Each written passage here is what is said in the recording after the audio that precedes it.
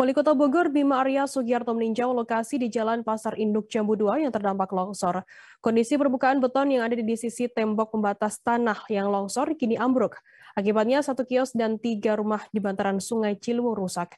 Beruntungnya tak ada korban jiwa karena sebelum kejadian para penghuni sudah mengevakuasi diri terlebih dahulu. Untuk mengetahui informasi lebih detailnya sudah bergabung bersama kami wartawan dari Tribun Bogor, ada Lingga Arfian yang akan memberikan informasi lengkapnya untuk Anda Tribuners. Halo Lingga. Ya, Firda. Lingga, bisa Anda jelaskan apa penyebab dari longsor yang terjadi di Jalan Pasar Induk Jambu 2 ini? Ya, Firda dan rekan-rekan Tribuners, saya informasikan bahwa beberapa waktu lalu Kota Bogor dilanda hujan angin dan cukup deras terjadi sejak pagi hingga malam. Longsor yang terjadi di kawasan Jalan Pasar Induk Jambu 2 tersebut dikarenakan kondisi tembok pembatas tanah yang berada persis di samping Sungai Ciliwung tersebut memang kondisinya sudah rapuh.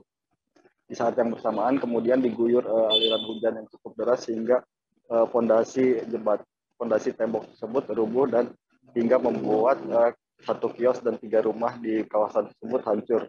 Akibat itu juga fondasi jalan beton pun mengkhawatirkan sehingga ditutup setengah badan jalan. Seperti itu, Firda. Lingga, bagaimana kemudian penanganan dari jangka pendek dan juga jangka panjang di lokasi longsor tersebut oleh pihak pemerintah di sana?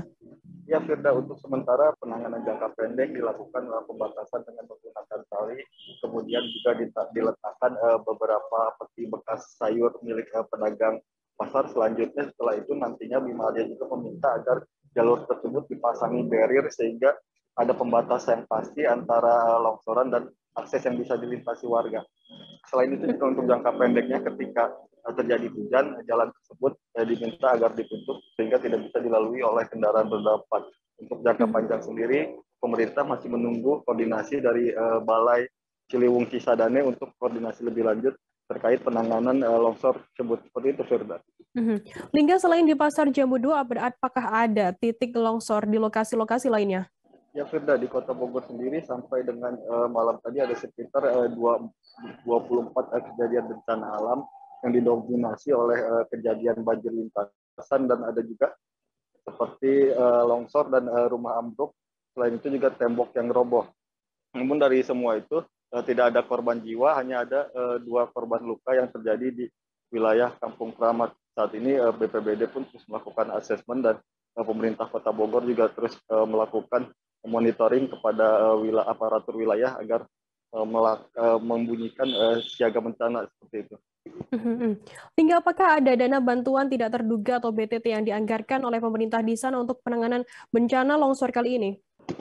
Ya, Firda, seperti diketahui sudah disiapkan anggaran untuk penanganan bencana dari bantuan tidak terduga tersebut hingga akhir tahun nanti ada sekitar 6 miliar anggaran yang bisa digunakan untuk perbaikan misalkan dari rumah warga yang ambruk, namun memang harus dipastikan lagi bahwa rumah tersebut berada di lahan yang tidak ilegal karena di beberapa terjadi bencana alam tersebut rumah warga dan beberapa bangunan tersebut berdiri di sepanjang aliran sungai yang memang tidak boleh ditempati oleh hunian. Seperti itu, Firda.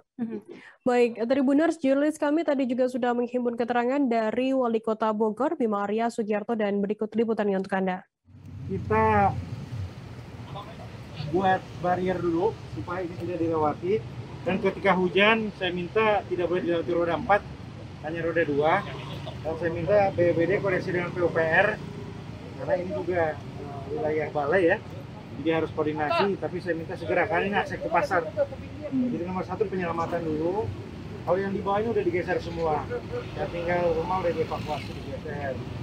Tapi sementara ya ini ditutup dulu di barrier, menggunakan jalur sini, dan ketika hujan mobil jangan dulu lewat.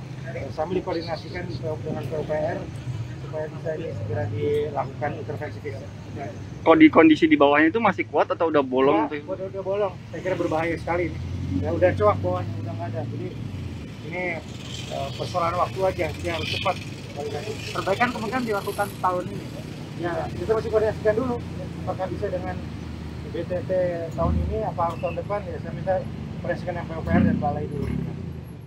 Terima kasih sudah nonton, jangan lupa like, subscribe, dan share ya.